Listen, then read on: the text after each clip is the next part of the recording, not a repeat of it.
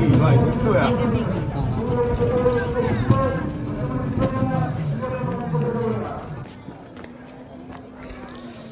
এই সেই খানজাহান আলীর ঐতিহাসিক দিঘি। কত বড় দিঘি এটা। এখানে লোকেরা যে কোনো নিয়ত করে তারপরে গোসল করে, ওই নিয়ত পূরণ হয়।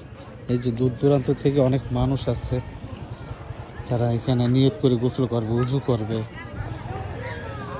আপনি যান এই এই দিঘিতে নিয়ত করে গোসল করতে হয়? হ্যাঁ, নিয়ত করে গোসল করে, আল্লাহ পূরণ করে মালিক আল্লাহ।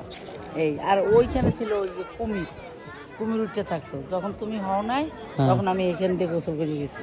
তাই আমি আমার জন্মের আগে? হ্যাঁ, তোমার জন্মের আগে। কোনখানে কুমির উঠে থাকতো? উঠে থাকতো ওই সাইডে, এই যে একটা ঘর আছে না, হ্যাঁ। ওই ঘরটার ওইখানে মা এখন তার মনে হয় কুমির নাই না? আছে হয়তো ভিতরে, ওই যে কালা পাহাড় ধলা পাহাড়, আর এই যে হয়েছে মাথার ভিতর, বুঝছো?